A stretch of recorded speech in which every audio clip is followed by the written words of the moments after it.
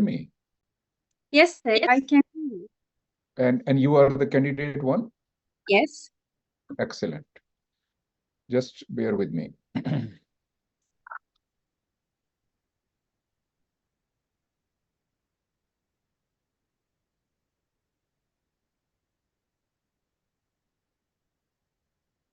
So, candidate one, this is your first case. This is a 38-year-old female. She has got cough and fever. She has taken 2 courses of antibiotics. Over to you. Yeah, I'm presented with a frontal chest radiograph of a skeletally mature female patient.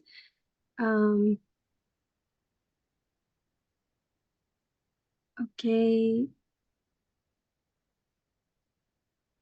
I think there is loss of definition of the right middle, right heart border.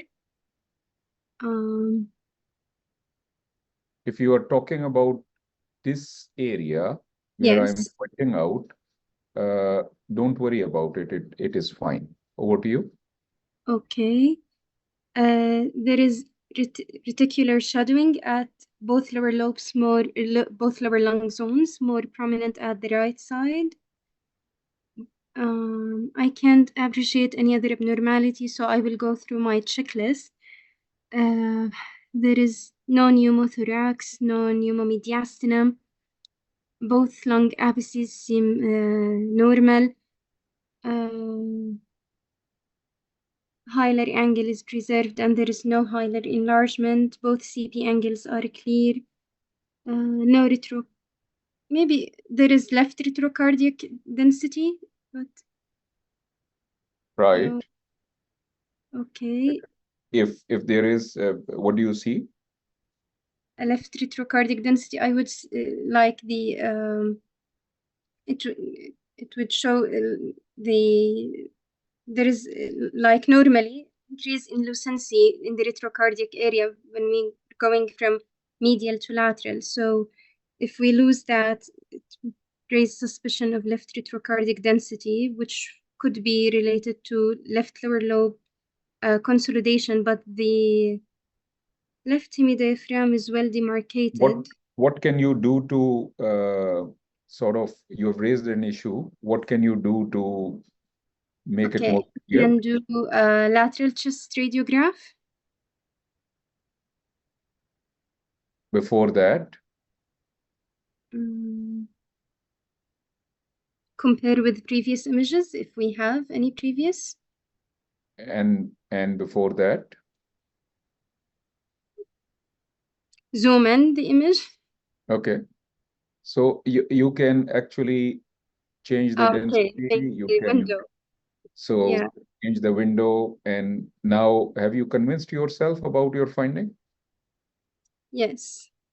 Okay, good. What will you like to do next? I don't have a lateral chest X-ray. So CT scan. Okay.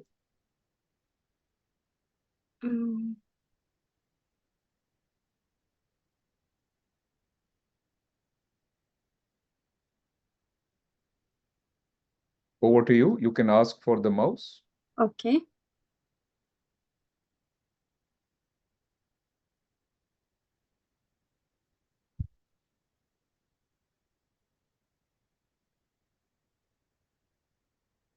You know how to ask for a mouse? Yes, I did request it. Shall I request it again? Okay.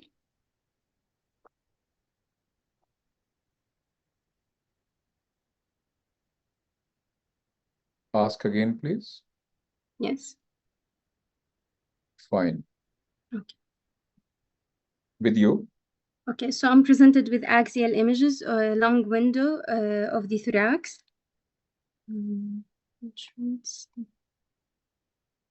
Okay, now there's some lag in the scrolling, but okay. I'll first scroll through the whole images, then comment about my findings.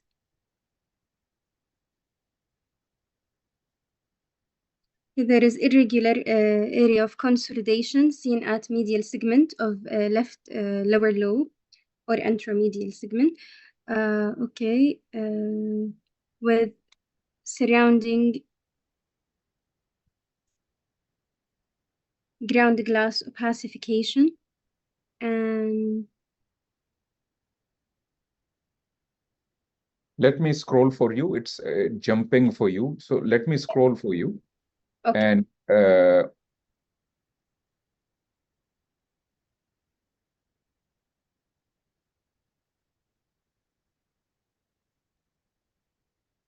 right. So what do you think? What is your conclusion now? Okay, so there is a area of consolidation in the left lower lobe with surrounding ground glass opacification. It is irregular in shape, and when part of it is reaching the hilum, I think the bronchus is obstructed, the segmental bronchus, or there is no air bronchogram. In my routine practice, I would check the mediastinal window to check for associated lymphadenopathy. There is no associated pleural effusion, and I would also check the bone window. So the mediastinal windows and the bone window did not add anything to this. So what is your conclusion then? Okay, so it is there is no pleural thickening, right? Can I go down more? Okay, there is no associated. Oh, there is maybe some pleural thickening down. Don't worry about pleural thickening. Yeah. Okay, so it's not round atelectasis. So my differential diagnosis includes first some maybe bronchogenic tumor, and if not infection, considering the consolidation and ground glass opacification. But the So patient, with okay. this, what is the cause of this? What is happening?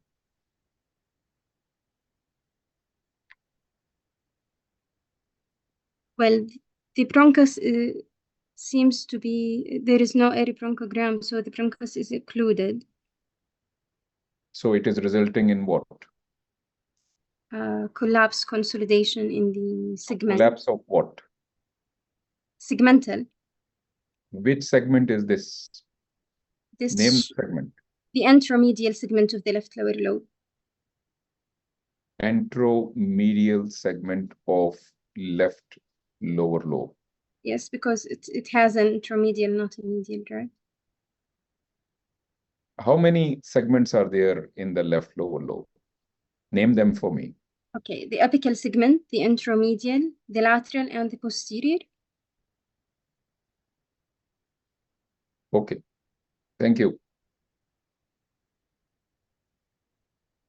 By the way, today we have got 6 candidates, and so each candidate will see 2 patients.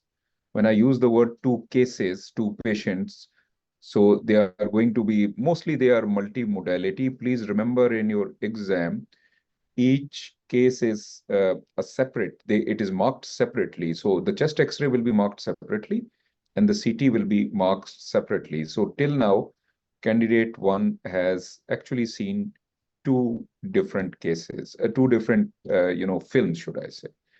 Now, let me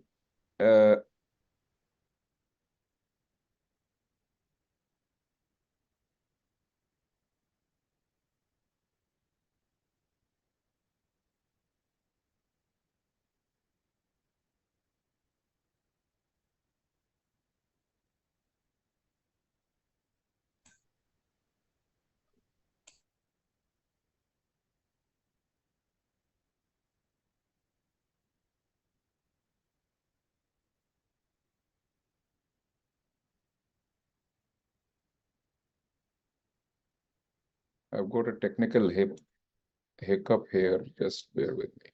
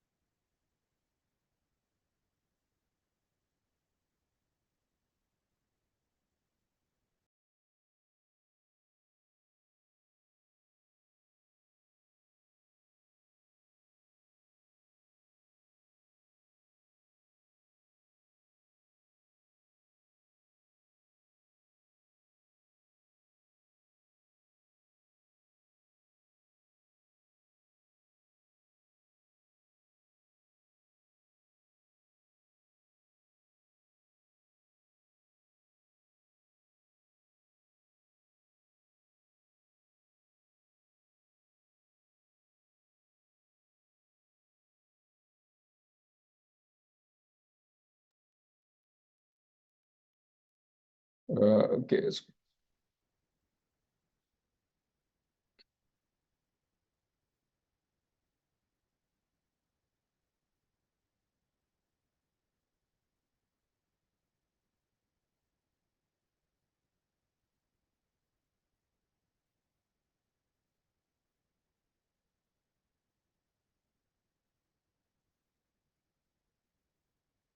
Now, can you hear me, candidate one?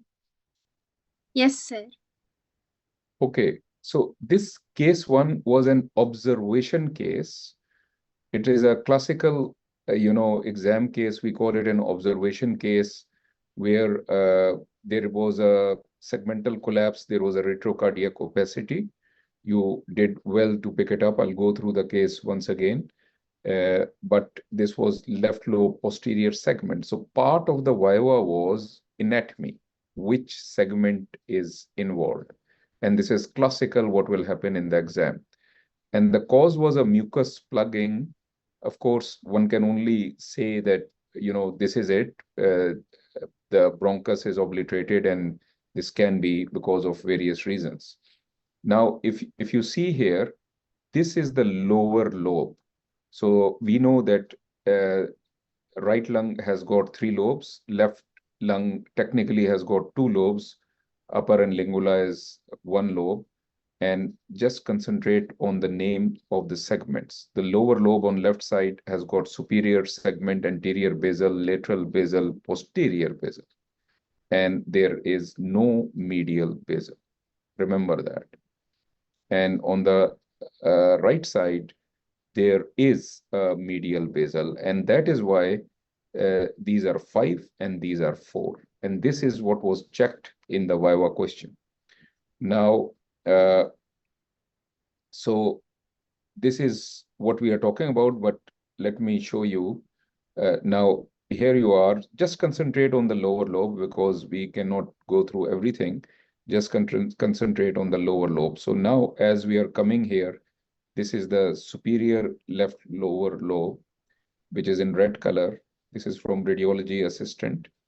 And now you see anterior basal, lateral basal, superior, and posterior. And then posterior, posterior, posterior, posterior. And, it's a sort of a mirror image, right and left. So this is the posterior basal bronchus. So this is what it was about. Now,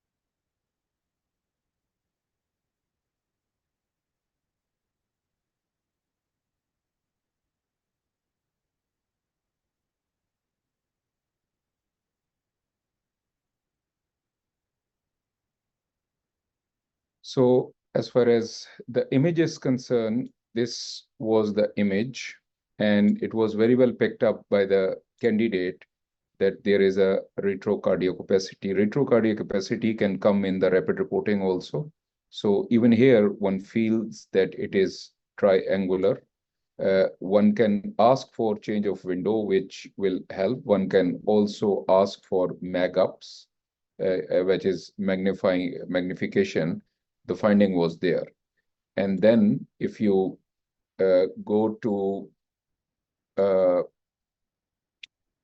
the axial sequence, one can see that this is the bronchus. And as we go in, you can see this mucus plug partly here, and then it completely obliterates it.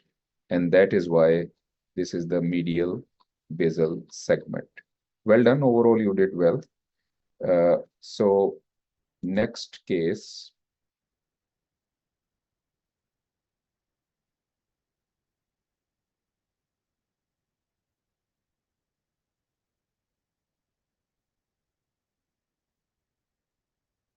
It's not showing for you. Just 1 second, please.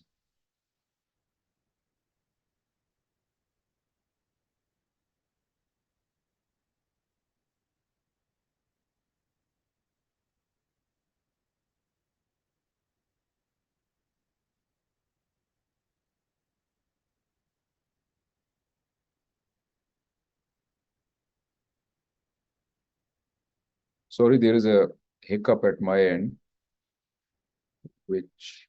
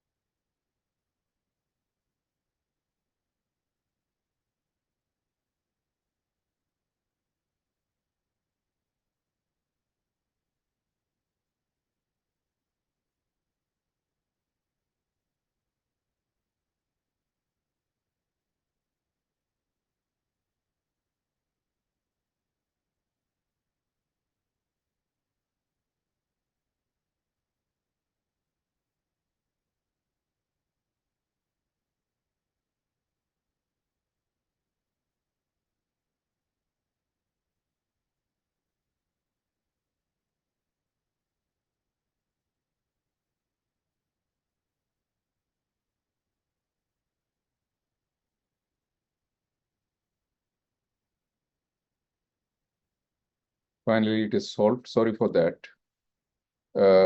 Now, your next case, 48-year-old female,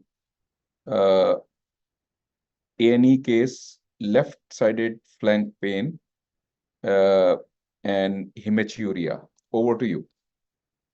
Okay, I'm presented with axial. Should I request for the remote control or you? Yeah. Okay.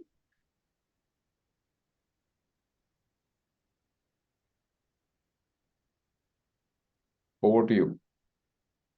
Okay.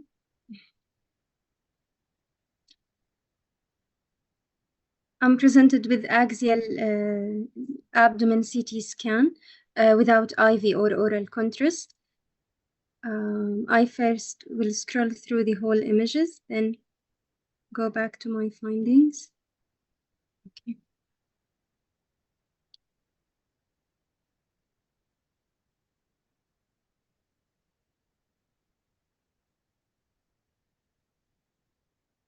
Okay.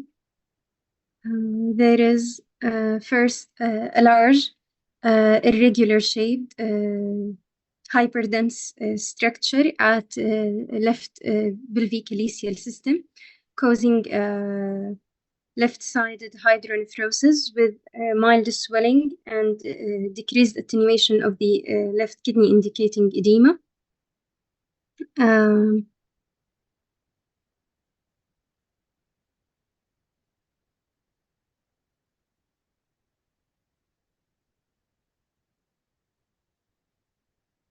There is no left ureteric calculi. Sorry, it's scrolling backwards. Okay. Okay, there are two hypodense lesions seen in the liver, subcapsular in location. I think they are incidental. In my routine practice, I would check the density to check if they are consistent with cysts. Otherwise, I would do ultrasound to check if they are hemangiomas. What did you point out regarding hemangioma? About the liver, I would do ultrasound. Liver. They are echogenic. Okay, there is a fat-containing lesion in the right side of the pelvis.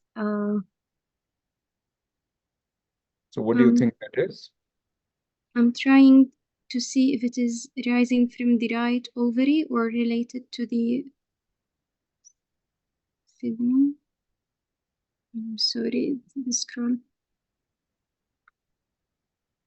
There is a close sign around the lesion, so I think it's rising from the right ovary. So I think it is an incidental dermoids of the right ovary. But the scroll. Okay. So So to what do you summarize, do? there is a left staghorn calculus causing hydronephrosis and swelling of the left kidney, which would which would correlate with patient's symptoms. There is also incidental left ovarian dermoid and two hypodense hepatic lesions. I would convey my findings to the treating physician for because this is an emergency, and for maybe placement of the double J tube and consideration of as well our lithotripsy. Okay, so you picked up a dermoid, and how can you confirm that? Also maybe by ultrasound.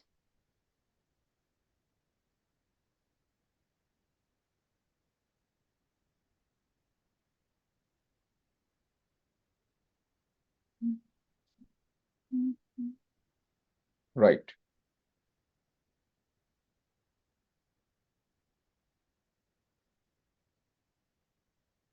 And how will you confirm it on ultrasound? How will it look like? It will has it will be appearing like a cystic lesion containing echogenic balls, the fat balls. So how specific is ultrasound for that? Well, if we find the echogenic balls and maybe the tip of the iceberg sign, the dot dash sign of the hair locules, it would be highly specific. But it is. What is the specificity? I'm not sure about the percent, actually.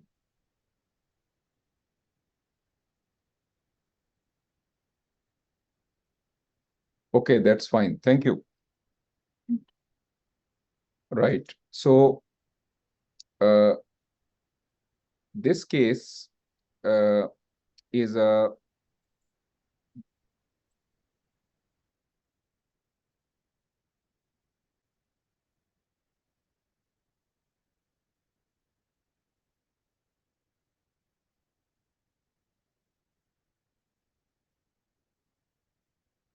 Staghorn calculus left, associated lymphadenopathy, hydronephrosis, dermoid right ovary. So it was well picked up, but ultrasound is not at all a very specific modality. You can never be sure on ultrasound that what this is. Particularly in UK, we do MRs for this. And the correct answer is ask for an MR. Now, in this particular case, if you see what are the learning points here. So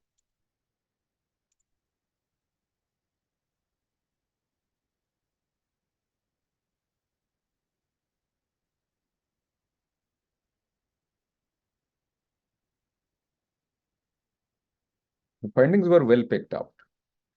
Just a bit of fine touch that there is a staghorn calculus here, and we can see that there is hydronephrosis. So this was the main finding. But associated finding, for example, there are lymph nodes here. So this is a lymph node, this is a lymph node, this is a lymph node. There are signs of secondary infections. Now, these ones were well tackled, that these are focal lesions, most probably cyst. I would like to do an ultrasound for that. It is fine.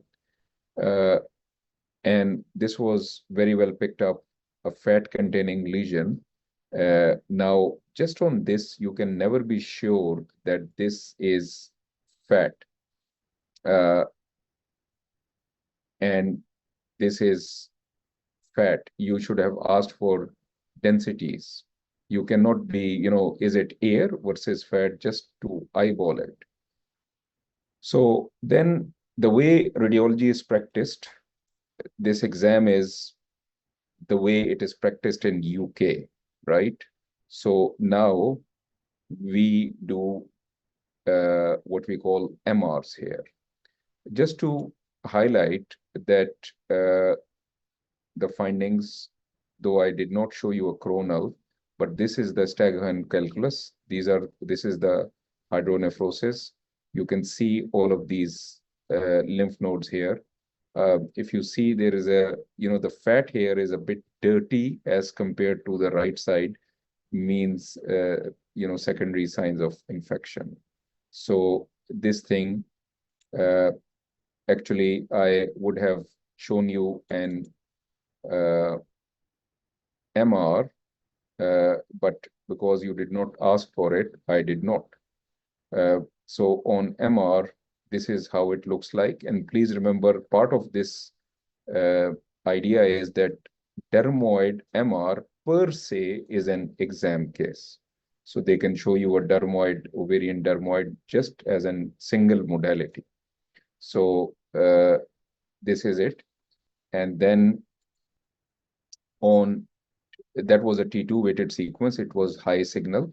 This is a T1 weighted sequence. So there is a bit of a solid component here. And then if you go to fat saturated sequence, which is this one, it saturates. So the idea was to pick up multiple findings. You did very well to pick them up. Okay, thank you, candidate 2. We go to candidate, sorry, this was candidate 1. So thank you to candidate 1. And now we go to candidate 2.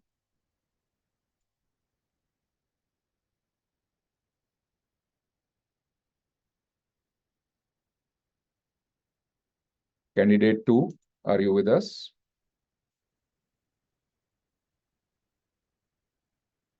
Yes, sir. Okay.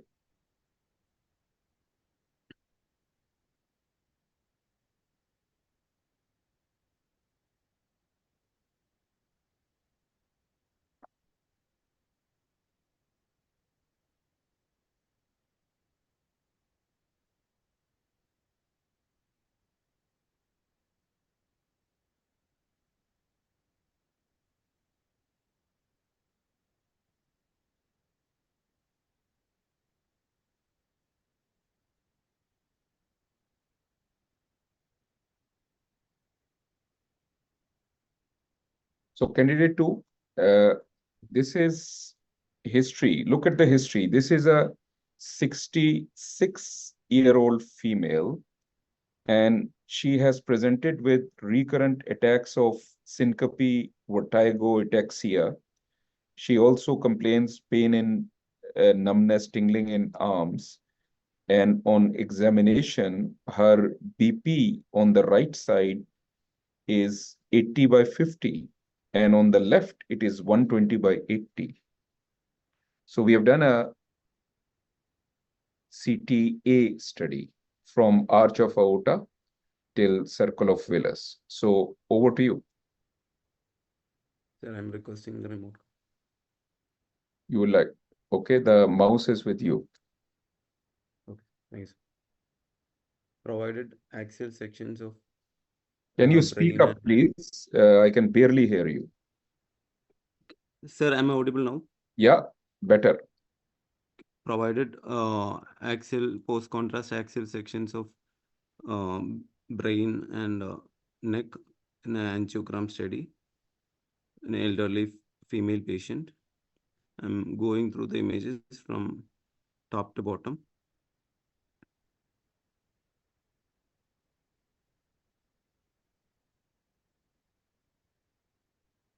Okay, I'm coming back to the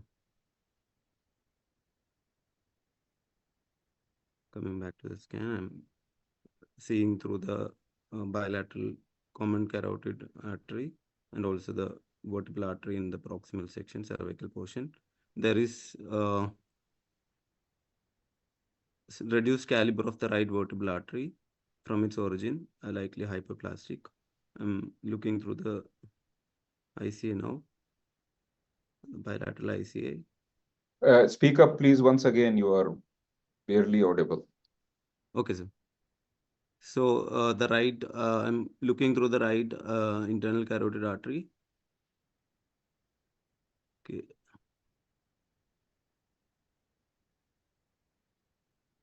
I could appreciate thickening involving the bilateral cavernous and supraclinoid segment. Other than that, I'm looking through the MCA now. So let me tell you that there is no abnormality in the intracranial vessels. So Okay. concentrate elsewhere.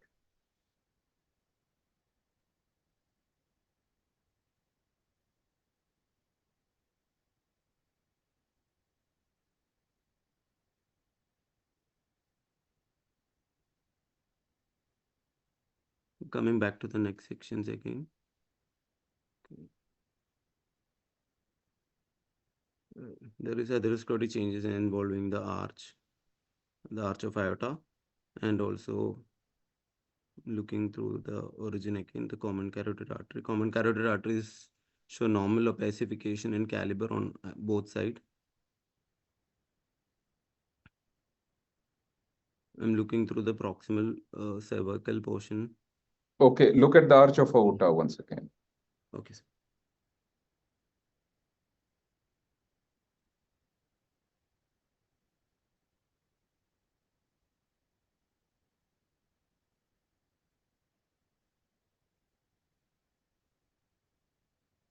There is atherosclerotic calcifications and minimal wall thickening at the arch of aorta. Other than Okay, that, I don't scroll. I'm going to point out to something for you. So I'm scrolling now.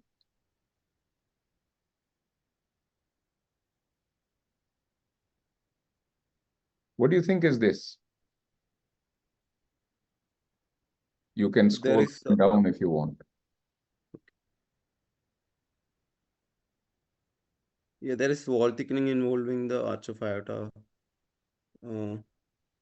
along and the right brachiocephalic and yeah, the right common carotid. So it's possibly a vasculitis Okay, just involving 1 the second, please. 1 second. What is this structure where I'm pointing out?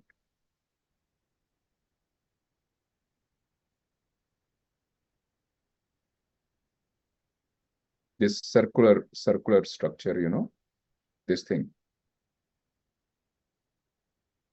You can scroll up and down. Yeah.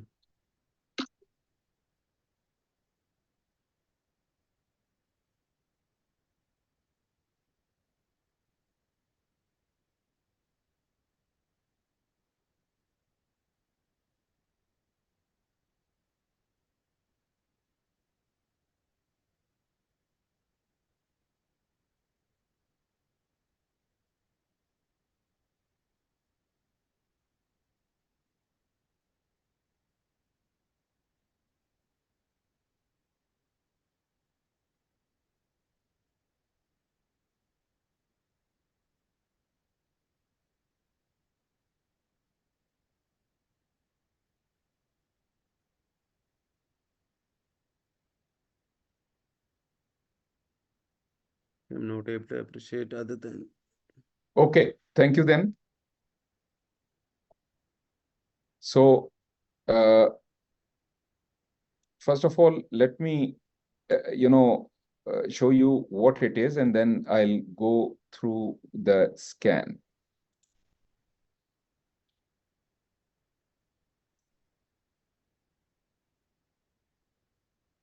This is a case of right subclavian steal syndrome.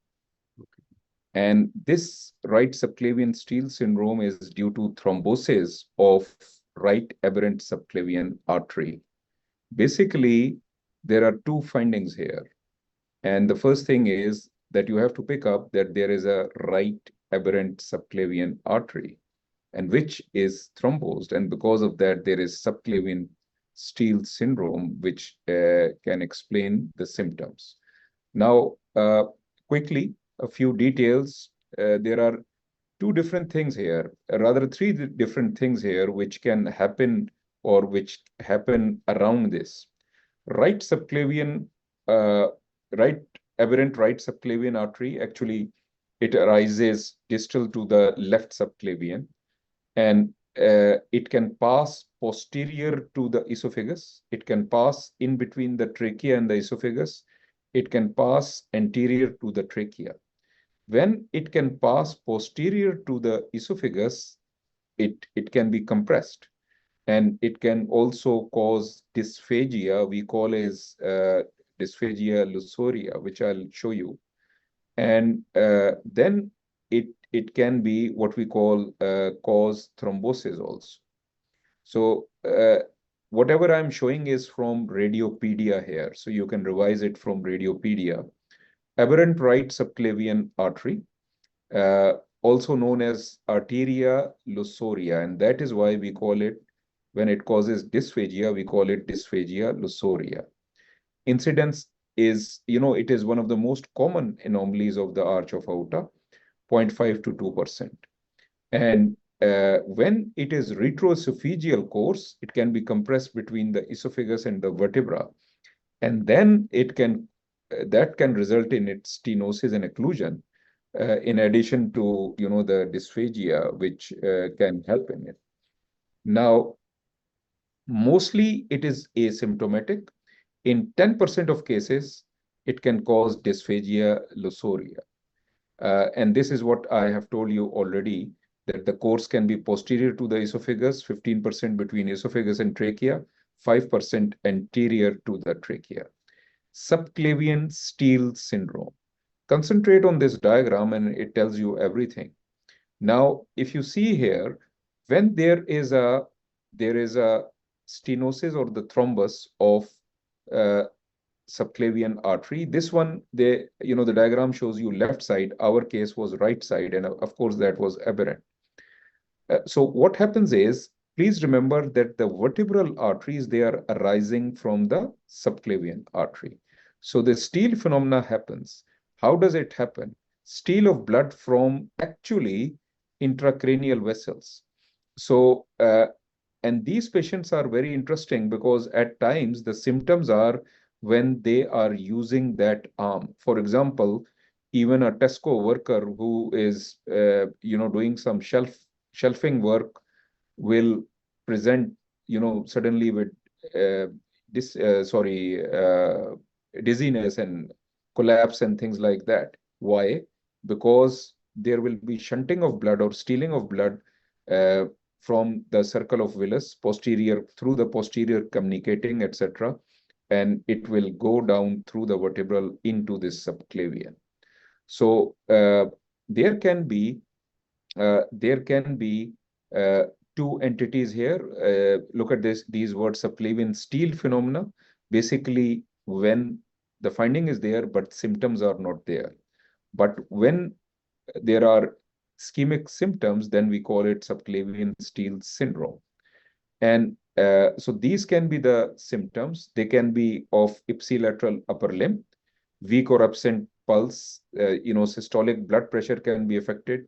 Systolic blood pressure might be 20 mm less than the other side. There can be claudication when the patient is using that arm. And there can be neurological symptoms, dizziness, ataxia, visual change, dysarthria, weakness, and sensory disturbances. And just for your knowledge, our case was not with clinical history of dysphagia, but it can happen, and it can happen in 10% of cases. It is a very difficult diagnosis, and usually a diagnosis of exclusion. And sometimes the patient present with severe cough. In children, they present with stridor. So with that, let's go back to the case. Now,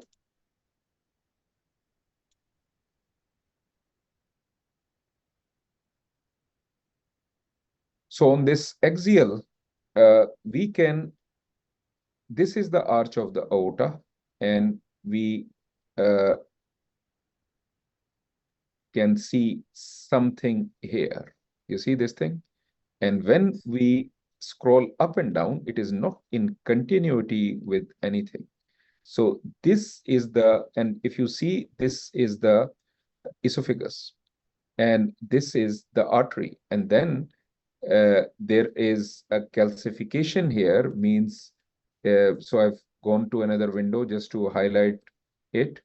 And then if you go further, you can actually, this is what I was pointing out. If you trace it, this is a vessel.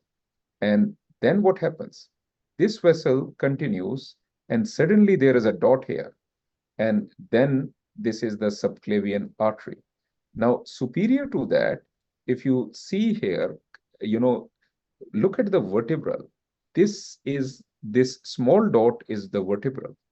And if you want to trace it, where my mouse is, I'm pointing to it, you can see it going into the vertebral foramen. So this is the right vertebral. And just to make a point that on the left side, this is the subclavian, and in comes more chunky left-sided vertebral. And please remember, right and left vertebral can be also a normal variant. This one will be smaller as compared to the other. So don't overcall it. But in this case, this is the vertebral. And you can well imagine that this vertebral is causing the steel phenomena. And that is what it is. Same finding you can see on, this is coronal sequence. And on coronal, here you are, this is the vertebral. And on sagittal, you can see it, but axials, as I pointed out, were good enough to diagnose it. So where I'm pointing out, this is the subclavian, and then you lose it. So, and this, where I'm pointing out, you can see this vertebral going up superiorly, but the axials were fine. Okay. Next case. Over to you, candidate 2. This is 76-year-old female presented to A&E due to unwitnessed fall. She is confused. She has got history of weight loss, tiredness, anemia. She is not well, but she just fell down, and that is why she came to the hospital. Over to you. Provided frontal projection radiograph of chest in a skeletally adult female patient. Striking abnormality I can see is a area of ill-defined opacity, which is projected over the right upper portion, which is broad based to the chest, or it is broad based toward the chest wall and projecting into the lung parenchyma. I can't see any calcification within it. And the overlying ribs show some sclerosis compared to the left side. Other than that, I can also appreciate some surgical staples on the right lower portion, right lower lung field. I'm looking through the rest of the lung parenchyma. I could also appreciate a small nodule in the right perihilar location. Bilateral costophrenic cardiophrenic angle is normal. There is mild widening in the superior mediastinum. I'm looking through the rest of the bones also. So breast shadow I can't appreciate actually on either side. Rest of the bones also show no obvious focal lesion. So there is an ill-defined opaque radiopaque lesion broad base to the chest wall on the right upper portion with associated mild sclerosis of the overlying ribs. So it could be with the provided history, It's more looking like an aggressive lesion. It's a aggressive chest wall lesion, and the other possibility could be a hematoma. And I would inform this finding to the referring clinician. I will further evaluate this patient with the CT thorax. If any Why do you non-underlying say malignancy, I would think of metastatic lesions. why do you say it is an aggressive lesion?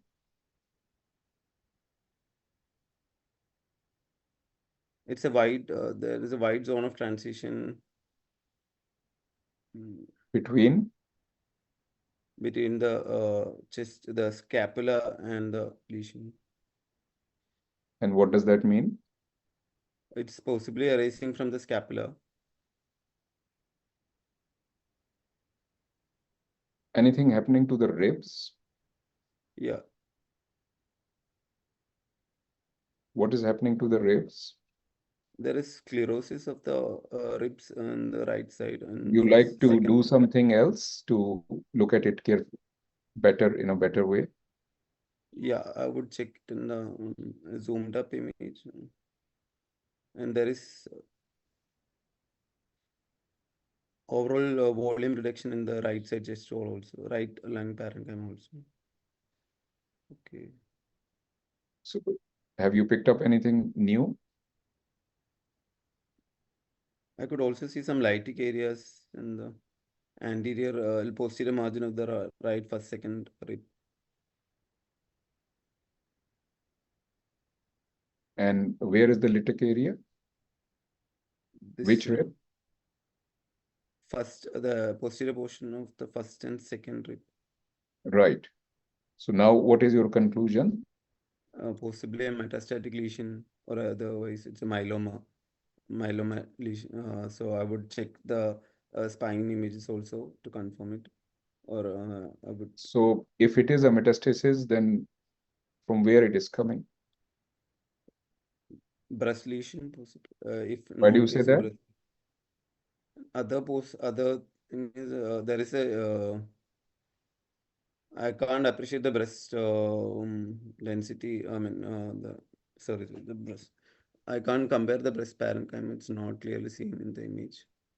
So yeah, then I can also see some um, surgical staples and clips on the right side. So that's possibly a secondary to mastectomy. If there is any history suggestive of that, then it's possibly a metastatic lesion.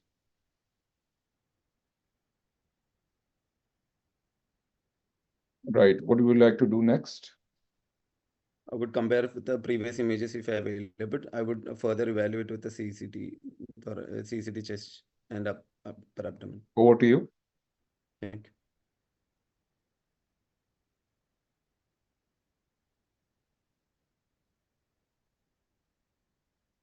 Mouse is with you. Thanks. Some provided post-contrast axial sections of chest and abdomen in the same patient. Going from top to bottom.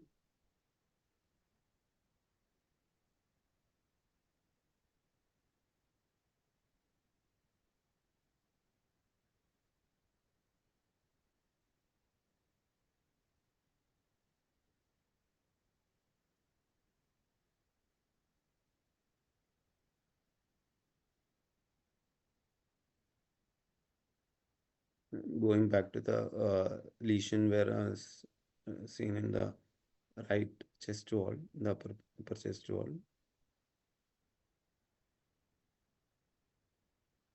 Okay, the lesion shows heterogeneous enhancement with the area of necrosis, which is ill-defined.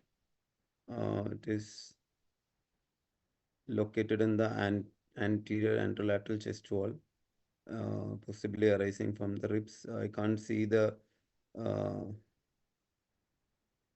rib, the involved portion. Say again, please. Yeah, You cannot see what? the overlying ribs on the right upper portion. Which ribs?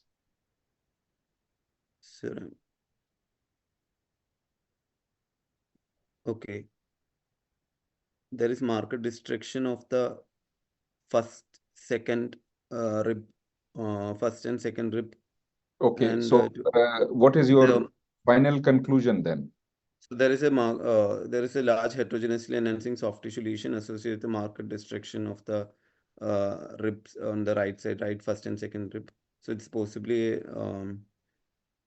metastatic lesion. Let me check through What the. else can it be? Then it could be a primary aggressive bone lesion. Like But what? there is no matrix. There is no matrix mineralization. It could be a sarcoma.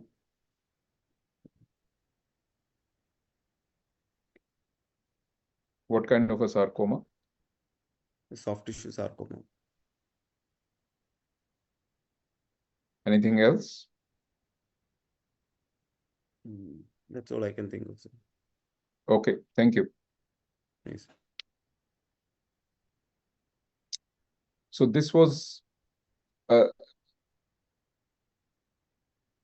this basically is metastasis from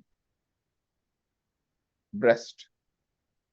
So it's an observation case, but it is also a story case. And the main thing is to pick up the story. And story cases are very important for the exam.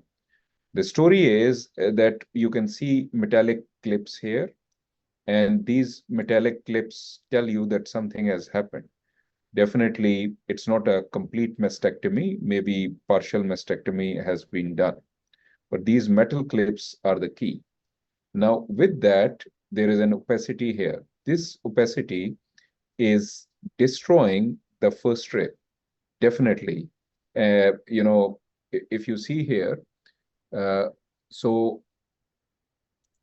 the key things in the exam, what you can do, you can mag it up, ask to mag it up, change densities, things like that. Ask for these things. So this is the T1 vertebra, and this is the first rib. And this is the T1 vertebra, and this is the first rib. Actually, you just lose it. It is all eaten up. And the second rib, which is overlapping, is also destroyed. So that was the key finding. So just on this plain film, one can make that diagnosis. Now,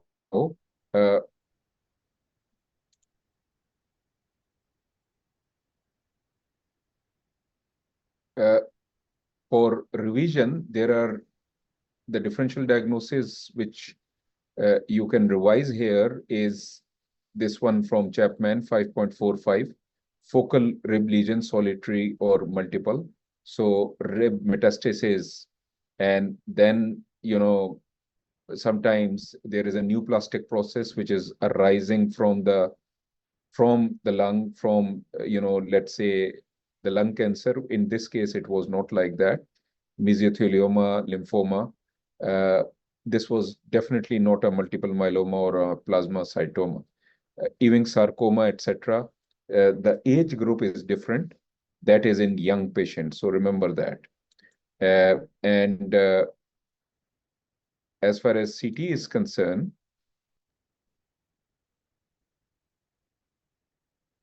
even here, the same findings can be again seen as we picked up there. But now this is the rib. This is the first rib. And you can see how it is just destroyed. It is eaten up. And this is the second rib, and this is also destroyed. And if you look at the breast, once again, you will see, these clips, and you can see a bit of a partial mastectomy type of appearance. By the way, this patient also had an adrenal nodule, presumably metastasis. Right? Thank you, candidate 2. Candidate 3, are you with us? Yes, sir. Okay, so the chest cases which I showed you today, these are classical observation cases, and many a times the Viva starts with things like, cases like this. So this is a candidate 3. This is a Yes, sir. 77-year-old female, again an A&E case. The patient was, she fell down in her bathtub, actually hit her head, and she has got occipital region, scalp hematoma, eyebrow, scalp hematoma, dizziness. So that was the impact on the skull. So over to you.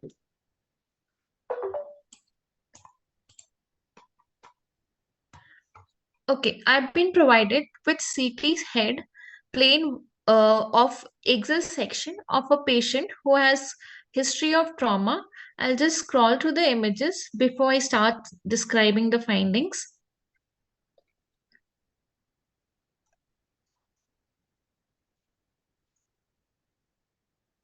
Okay, starting from down up, the bilateral cerebellar hemisphere appears normal.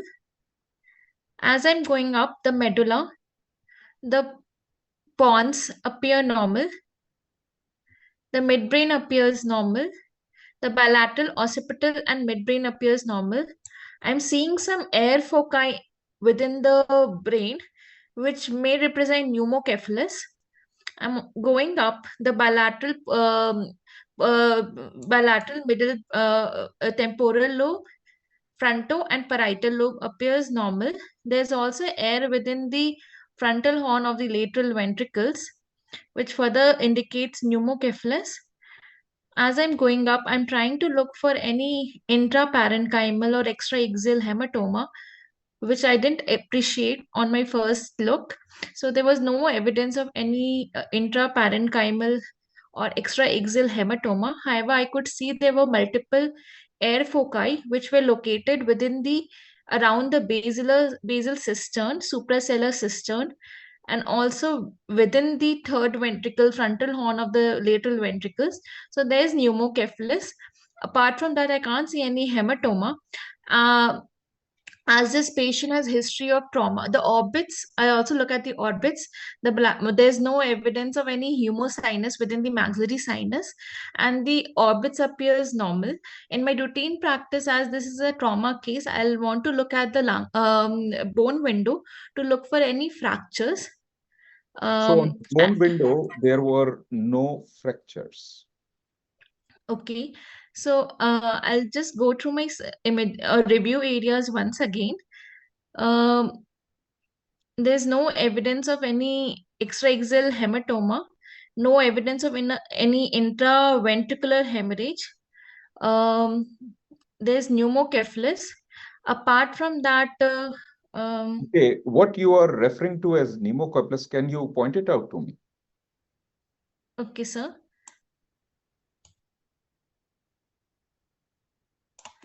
There are two air foci within the frontal horns, and as I'm going down.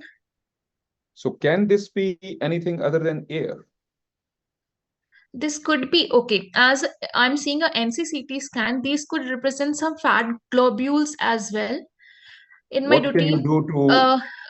in my routine practice, I'll measure the HE of these lesions to check whether it is fat or air. So this If was it's minus 40 Hounsfield unit. okay, so as it is minus 40, I'm suspecting a fat containing lesion which has disseminated. So it could be a ruptured dermoid, and which are causing multiple air foci scattered within the cistern and the ventricles. So, so this is a case of a ruptured dermoid. I'll check the previous investigation of the patient. I'll suggest a CCT head as well, and to check What will you the suggest? confirm and a MRI Excuse me. contrast. Yes, sir. What kind of CT you said you will suggest? I'll check post-contrast CTs just to check any enhancement if it is there. I should check a MRI brain to look at the fat content of the lesion. Okay, so I am going to show you an MR of the brain, but the point is that what sequence would you like to see? I would like to see a T1 weighted image, and then I would like to see a T1 fat sat images to confirm whether it is suppressing on the fat saturated image or not. Right.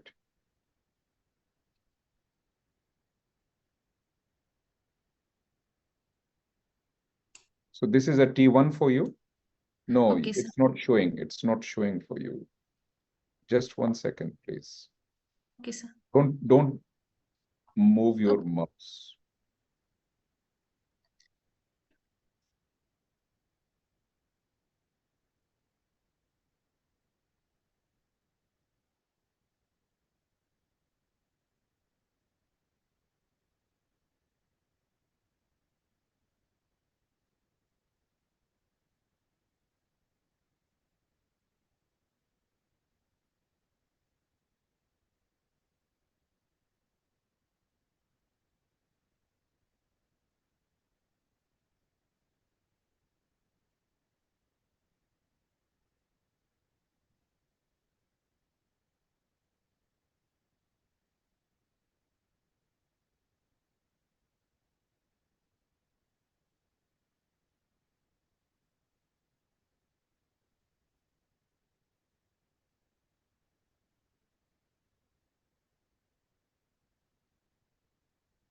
Sorry, there is a constant technical issue at my end, which is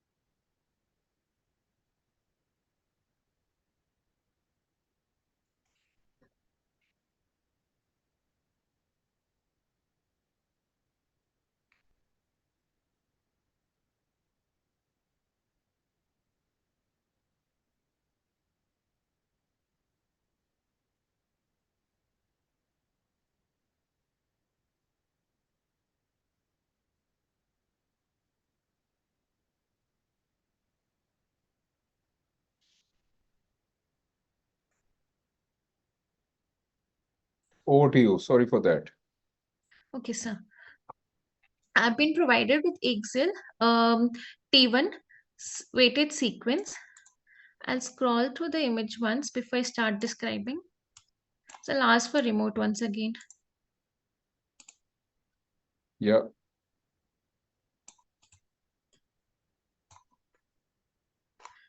Okay, now I can scroll. I'll go up to my concerned area. So yes, there are multiple T1 hyperintense foci which are seen scattered within the brain parenchyma. One adjacent to the right frontal horn. One is seen in the left corona radiata region. As I'm going down, there are multiple foci. One is seen in the midline in this cistern area, and multiple other foci are also seen within the suprasellar and the basal cistern region.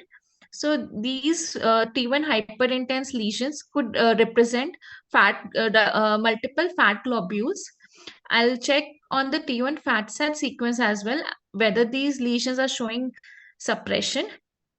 And there's no other perilesional edema, and there's no other areas of hemorrhage I could see, and the rest of the brain parenchyma appears normal. So, what is your conclusion now? So What has my happened? conclusion is it is a case of a ruptured dermoid, and So where is the dermoid? The dermoid is I think the dermoid is within the suprasellar region, which has, after being ruptured, has disseminated in the surrounding areas. This is the suprasellar region. Yes, so there are multiple. There's a heterogeneous lesion with multiple T1 hyperintense foci, which is seen within the suprasellar region. So this would have been a suprasellar dermoid. Where is the suprasellar dermoid? You can see multiple droplets. Foci. So where is the parent dermoid? The parent dermoid, few T1 hyperintense foci I can also see in the sellar region. and cellar and the supracellar region, and Can it be from, what will you do?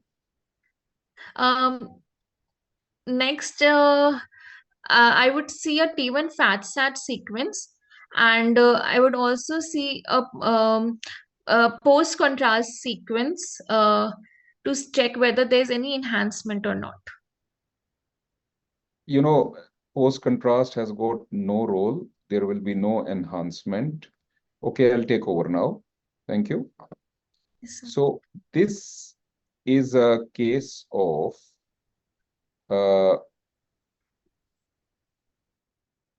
ruptured dermoid. Now, the patient, of course, had these locules which appear low density. There was a bit of a history of trauma. And one of the key points here is that you picked up the finding very well, but you assume that this is pneumocephalus. So that was a catch in this case.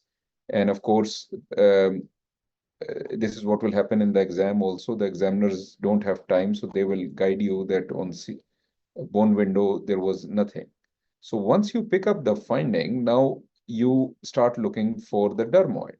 Now it's fine to ask for MR, which is what it is, that on MR, on T1 weighted sequence, you can see, first of all, on axial, the same thing actually. Now this droplet has slightly changed location. This one is there, and then in the supracellular region. But where is the dermoid? So the key point here to remember is that in these scenarios, you have to ask for spine imaging, because the dermoid will be sitting there and will go up from there. And this is what you should have asked. Actually, in this case, the dermoid was in the sacral region. And you can see that these are three fat droplets, and on a fat saturated sequence, this is a T1 fat saturated sequence, it shows signal dropout. So that is the key message from this case. So please remember, ruptured dermoid causes chemical meningitis, and it can have its own morbidity and etc. Sometimes it is just asymptomatic, doesn't cause anything. Okay, so candidate, this is candidate 3. This was your first case? Yes, sir. Okay, now this is your second case.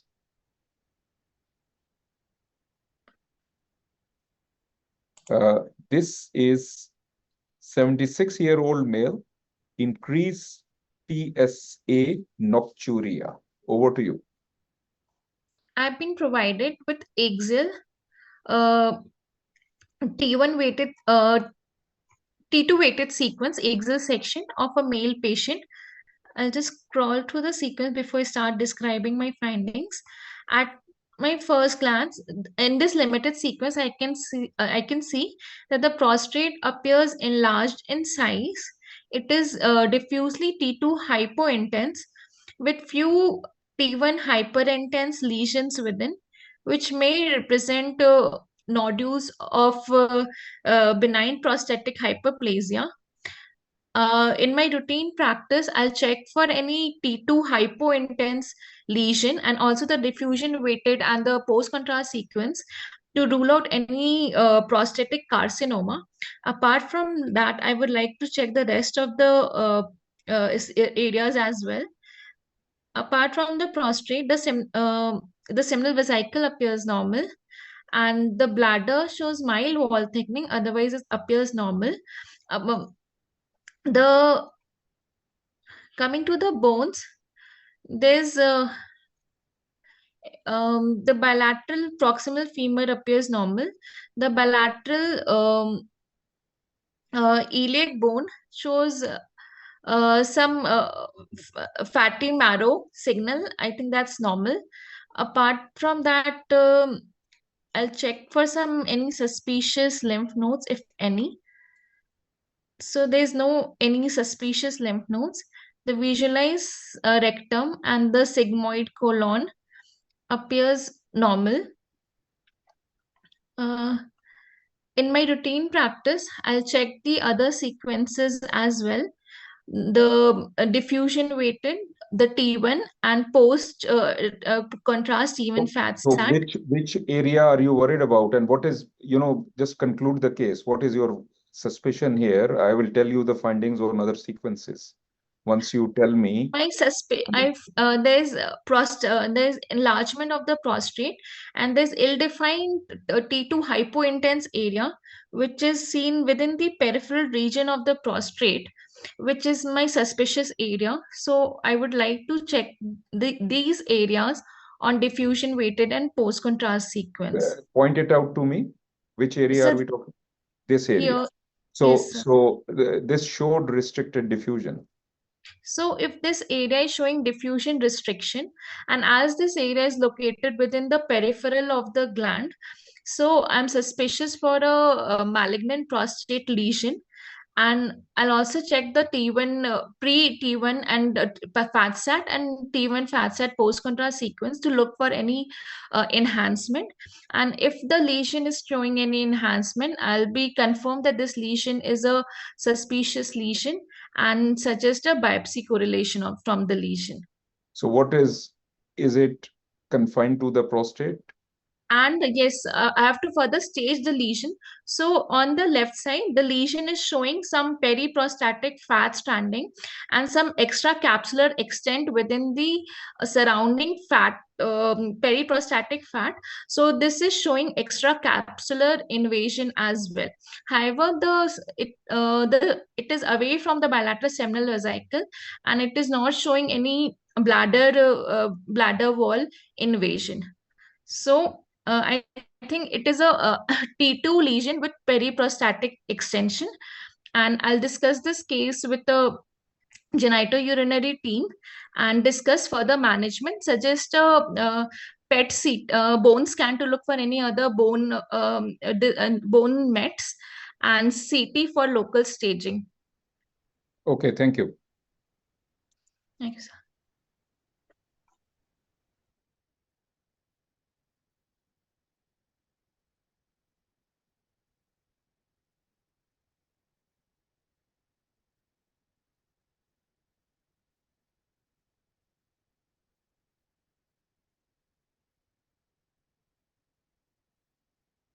Now, this is a case of prostatic carcinoma with capsular breach, left seminal vesicle invasion, lymphadenopathy, bone metastasis.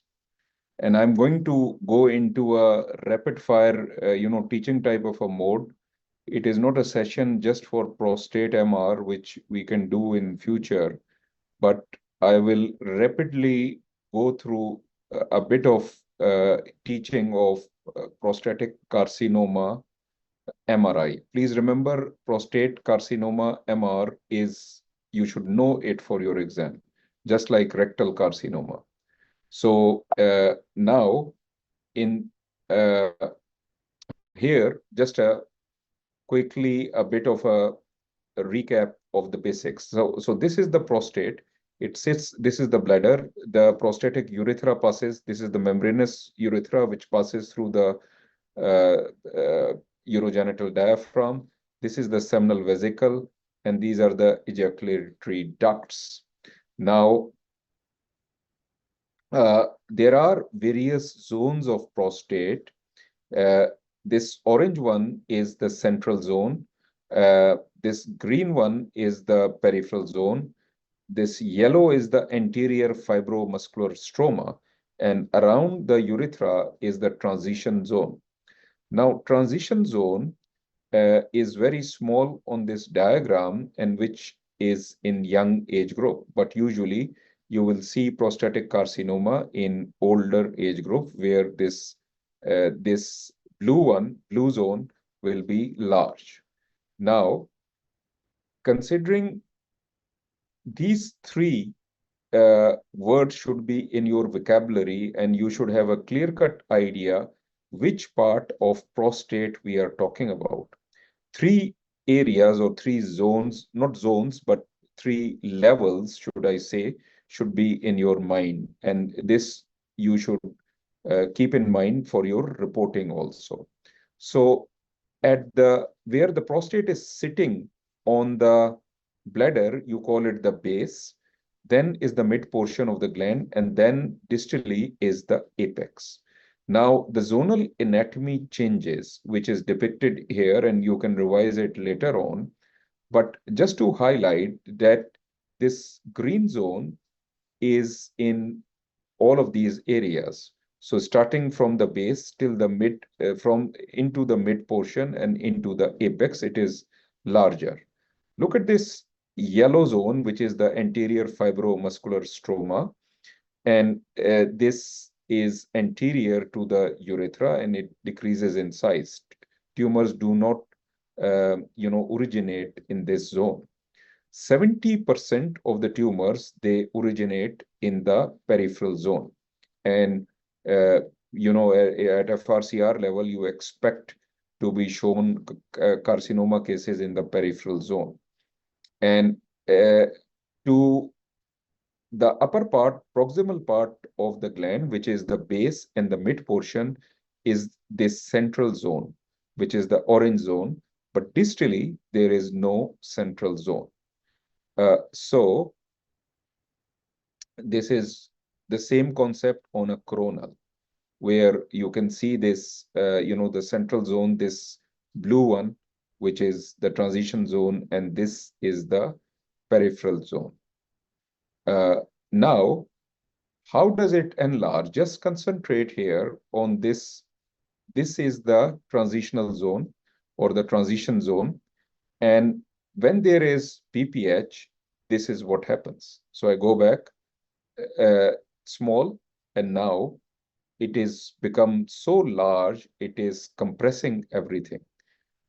So this is usual for you to see, prostatic hypertrophy. Now, this is 4 different patients. So if you see here on a T2 weighted sequence, the peripheral zone is high in signal intensity.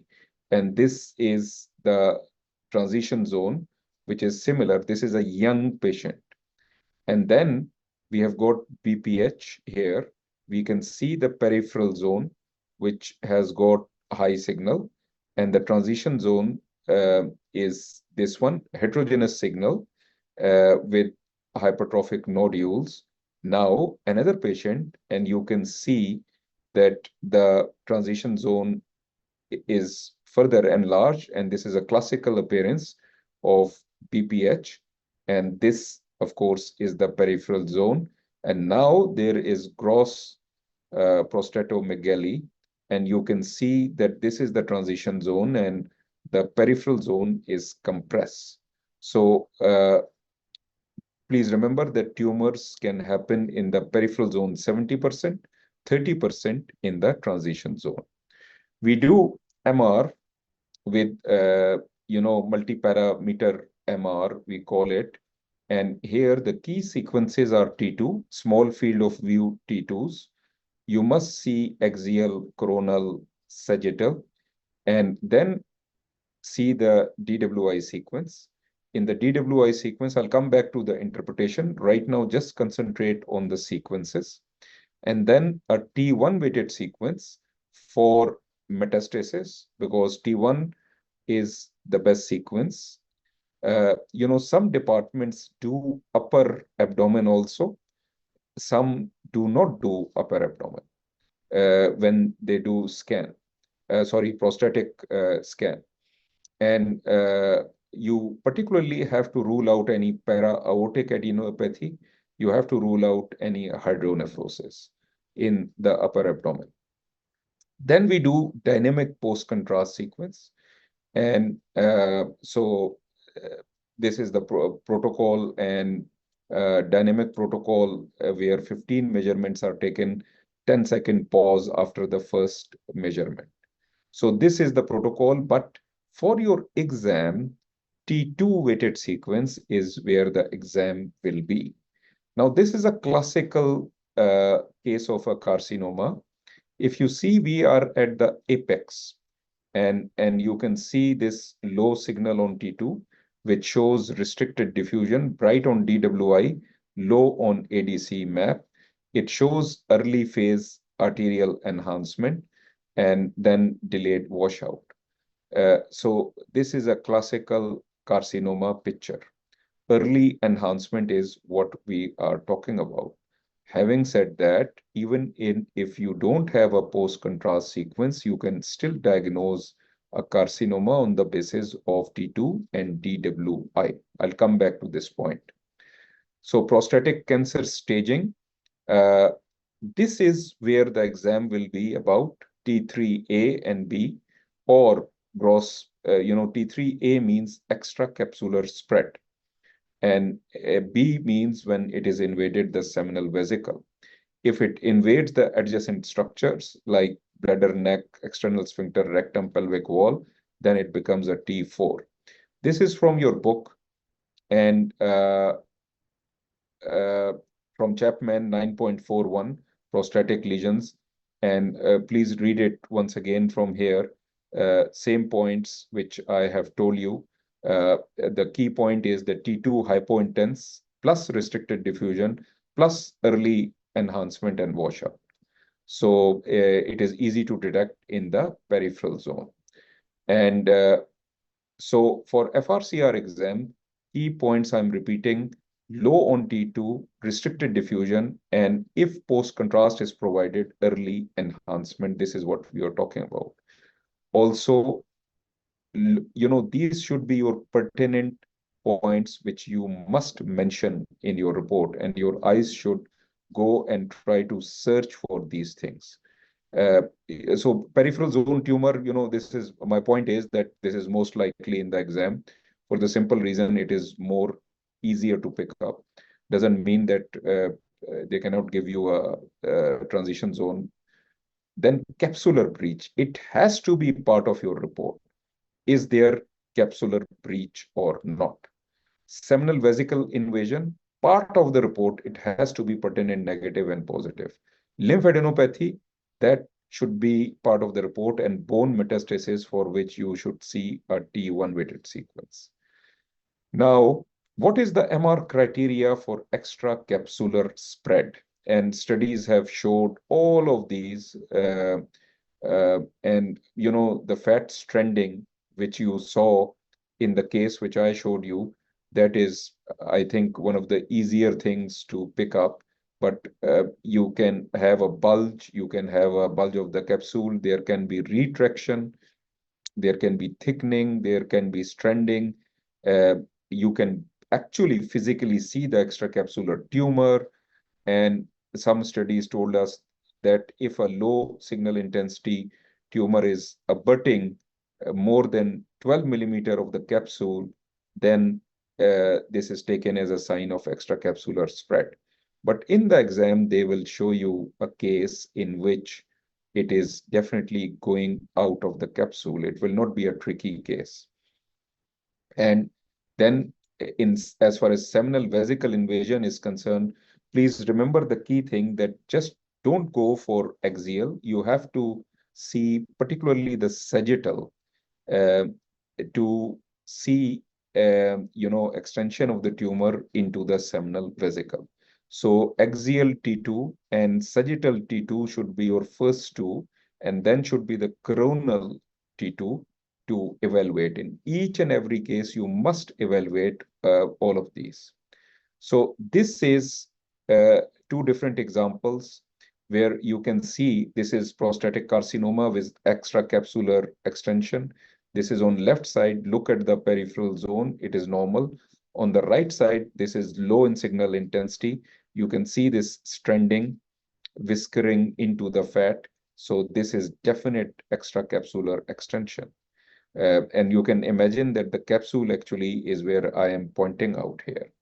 This is another case where there is more frank, this, extracapsular extension. This is the neurovascular bundle, which is sitting here, and it is invaded in this case. as far as DWI is concerned, this is a potential Viva question. Remember this. The B value, the maximum B value which is recommended for prostate is 1400.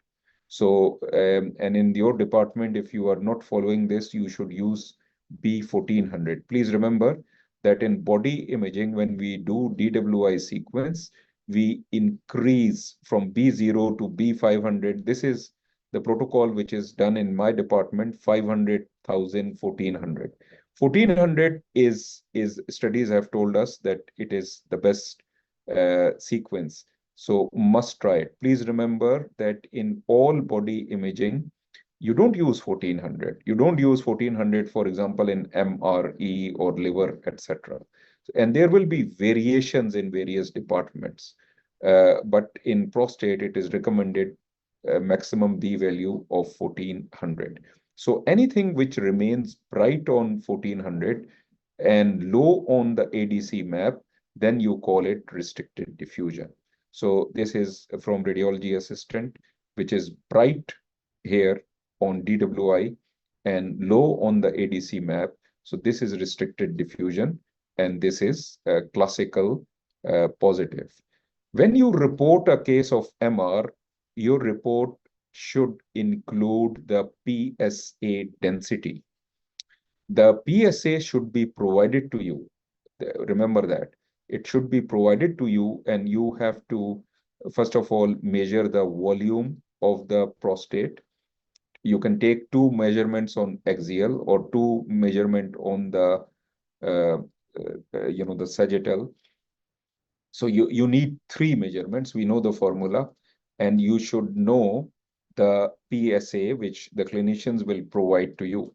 And you've got many softwares. You can download an app, etc. Just put the values there, and PSA density should be part of your report. That the prostate is this much in size, the volume is this much, the PSA is this much, the PSA density is this much. A PSA density of more than 0.2 usually is taken as abnormal. Now, it all depends how not for the exam, but if you are reporting MR prostates, then you should mention in your conclusion your PIRAD score. I don't have time to go into details of it, but we have got 5 scores till 3 is indeterminate, 4 is highly likely to be cancer, and 5 of course is same, except what is the difference between 4 and 5? Size difference. There is no other difference. So if a lesion is more than 1.5 centimeter, it becomes 5. Less than 1.5, it becomes 4. Also, if a lesion is extracapsular, it becomes 5. So when you report a MR, you have to give them imaging score on T2 as well as DWI sequence. So remember this. And there is a concept of, we call it dominant sequence. So for peripheral zone, the dominant sequence is the DWI sequence. The DWI. For transition zone, the dominant sequence is T2.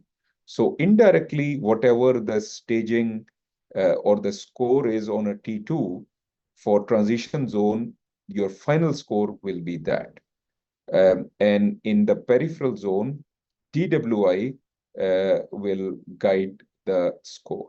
So I don't have time to go through all of these, and I think we can do a session separately for prostate MR. But these are the various parameters on which you give it a score 1, 2, 3, 4, 5. And this T2 is dominant for the transition zone. And this is the criteria to give it score on DWI. And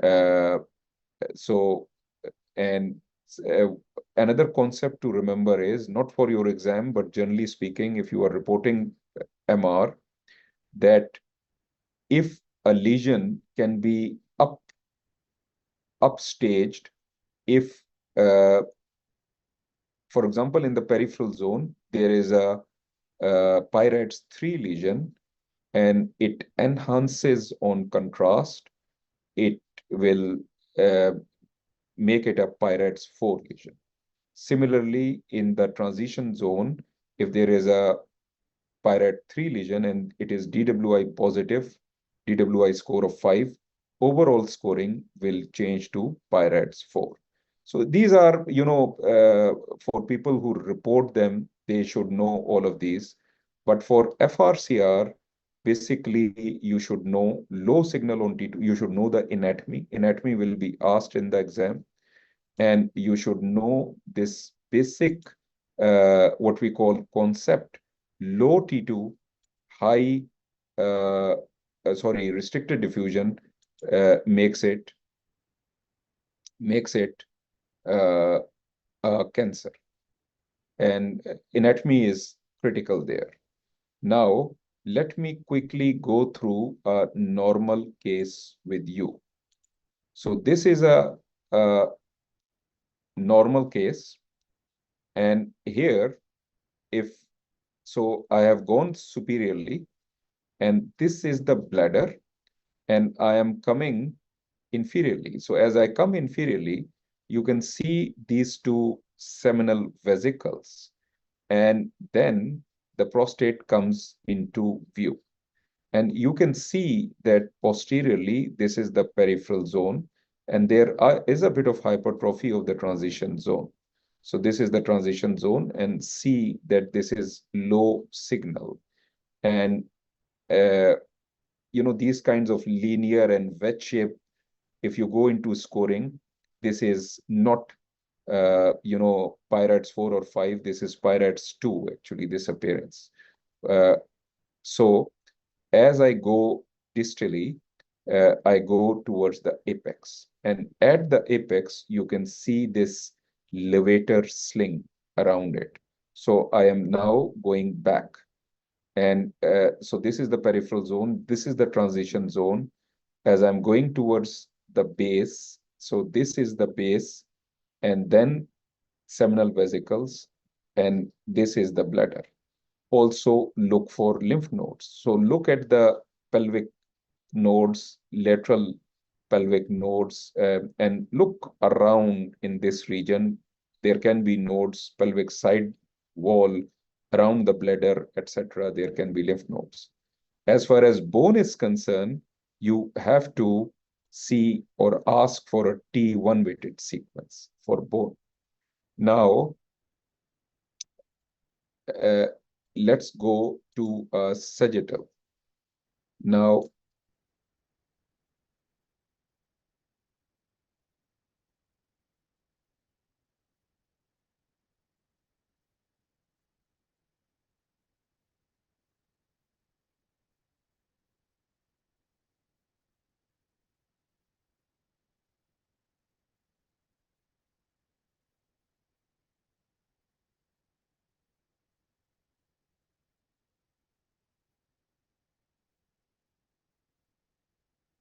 so this is a sagittal, and so I'm going, this is on the left side of the patient, and I'm scrolling going through the right side. So just concentrate on how the peripheral zone looks like. This is the seminal vesicle, and of course, this is the transition zone. I'm going to the other side, and so you can see the seminal vesicle on the other side. So as a habit, you must see all of these. You should see, the axial and the sagittal are the key sequences, T2, but must see the coronal also. And after that, for you can correlate with the DWI. So in this format, the B1400, this is the B1400, which does not show any restricted diffusion. And this is the ADC map, which doesn't show any abnormality. Coming back to the case, which I showed the candidate, if you see here, now here there is a lesion which is low in signal intensity on T2 weighted sequence. So the epicenter of the lesion, now if you see, this is the peripheral zone on right side. This lesion is basically the epicenter is in the peripheral zone, but from there it is going into the transition zone. It is also crossing the midline and going to the right side. But from there, it is breaching the capsule. And one can argue it is abutting the levator. And one has to be very careful if it is invading the levator itself, which can happen. If it invades the levator, it becomes a T4 lesion. But so we are at the apex, and now this is the tumor. This is the levator sling. We are coming posteriorly. As we come posteriorly, now this is the seminal vesicle. And if you see the tumor, actually all of this where I am pointing out is the tumor. It is going into the parenchyma, and we will see all of this on a sagittal very well. And one can argue that there is a connection. If you see this low signal, it is connected with this low signal bridge with the seminal vesicle. So even here, we have got suspicion that the left seminal vesicle is invaded. But we will look at other sequences. Now, on this, let's look for lymph nodes. And you can see lymph node here, you can see lymph node here, and look at this, lymph node here, lymph node here. So there are lymph nodes.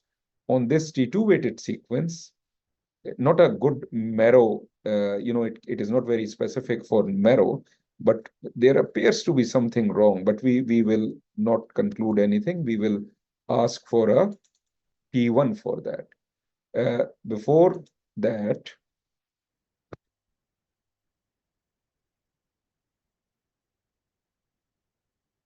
let's go for a sagittal.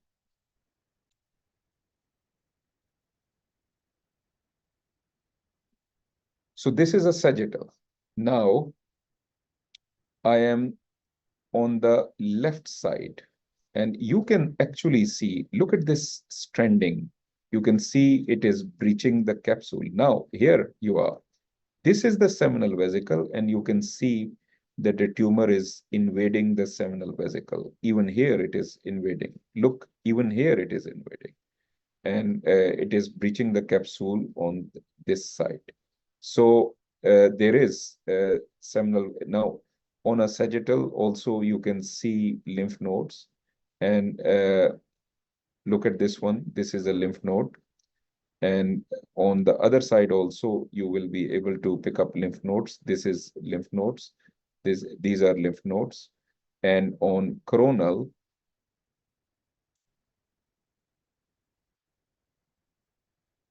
again, the same findings. And you can see the lymph nodes here. Look at these lymph nodes there. Go for the DWI sequence. And this is the lowest B value.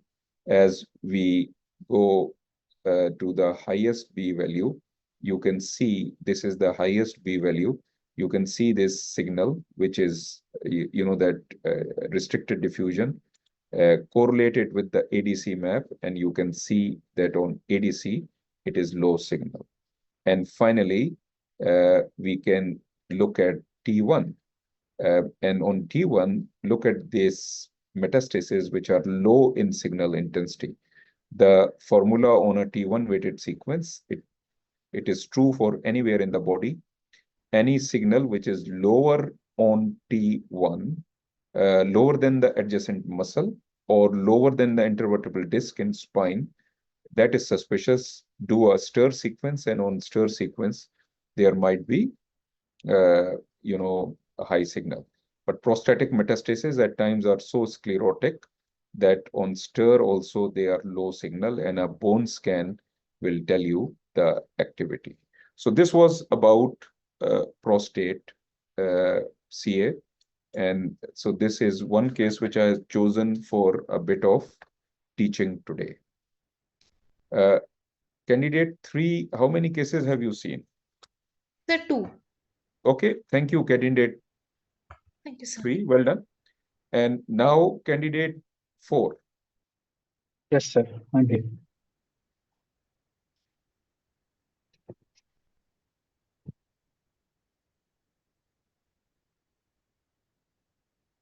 Over to you. Okay. I'm provided with the frontal chest radiograph. Let me give you the history. This is a 37-year-old female. It's a GP patient. The patient has got dry cough and she is known to be asthmatic. I'm provided with the frontal chest radiograph of an adult female who came with a history of dry cough and asthma, and trying to look for the cause of the asthma and the dry cough. On the first glance, I can see that there is maintained volume in the bilateral lungs, and I can see that there is a opacity in the retrocardiac region, which is elongated in the midline region, extending from the mediastinum to the diaphragmatic level, and it is also extending below the level of diaphragm. Can you point it out to me? Yes, sir. You can ask for mouse. Yes, sir. I'm asking questions of control. Mouse is with you. Can you see the cursor, sir? See the opacity also. Okay. This opacity is adjacent to the descending aortic shadow. So other than that, I'm trying to look for any mucus plugs, or I'm trying to look for opacities which explains mucus plugging, or I'm trying to look for cavitations. So what will you do next? With this kind of opacities, I'm suspecting this could be a double aortic arch. So I would like to confirm these findings on post-contrast chest images. What else can be your differential? This could be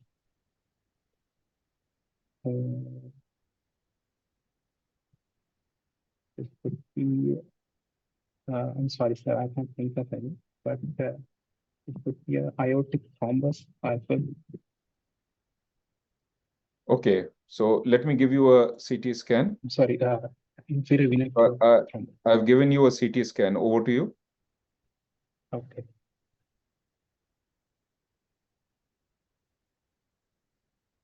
I'm presented with axial post-contrast images of the chest and abdomen.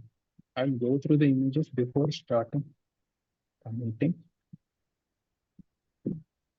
Okay.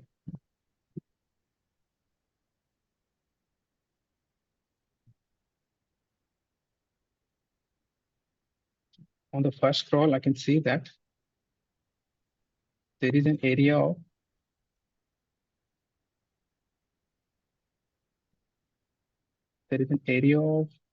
soft tissue density adjacent to the vertebra on the right hemithorax in the posterior mediastinum. And this soft tissue density is extending over multiple vertebral levels, and it shows hypodensity in comparing with the muscle. I will compare with the non-contrast images for the enhancement. I don't see any obvious calcification in these soft tissue density. I can see that the right breast shows. Don't worry about the breast. That is known. That's a fibroadenoma. Okay, sir. So with this kind of appearance, I am suspecting it for posterior mediastinal lesion. What are you suspecting? The patient came with a history of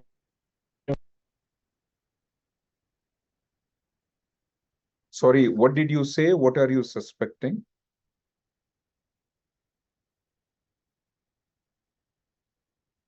Can you hear me?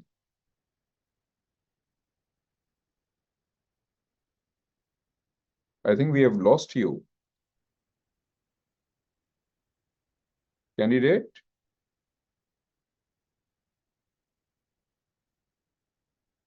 Maybe a connection is gone. So let me take over. So this is another case, which is a classical observation case. The candidate did very well, where picked up a finding here. Actually, if you see, this is the breast shadow. This is the breast shadow. This thing is the descending aorta, and easy to miss, but the candidate did well. Don't worry, candidate 4. Don't worry. I've taken over. So candidate did very well, where picked up this finding here. But the key thing is that what can it be? You know, it can be simply a posterior mediastinal lesion. And so here, the revision point as far as posterior mediastinal lesions are concerned will be, so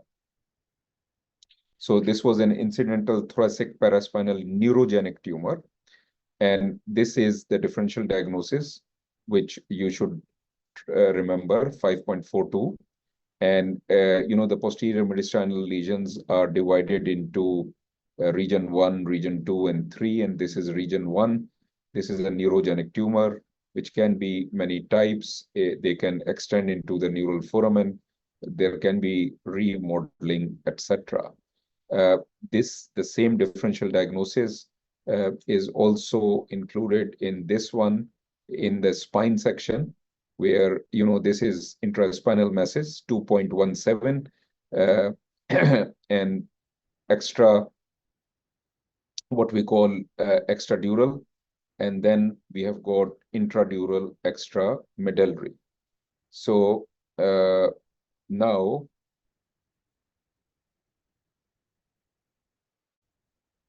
so chest X-ray was well picked up. Now on CT scan, we can see that the mass has got low density, and one has to comment on if there is, you know, extension into the neural foramen.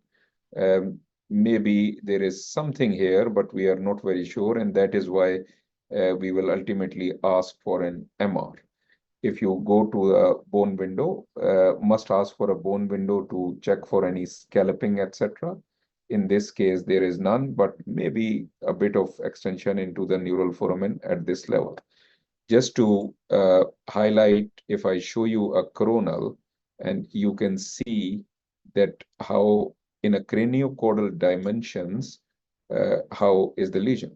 You know, how big is the lesion? Actually, this was about 11-12 centimeter in length, craniocaudally. On MR, which I did not show the candidate, this is on T2, and it is intermediate to high signal, and this is it. And here, very close to the neural foramen, but not extending into it. So these can arise from the sympathetic chain, I mean to say. And then on post-contrast, this is post-contrast. I have not seen, so this is pre-contrast, fat saturated. And on post-contrast, there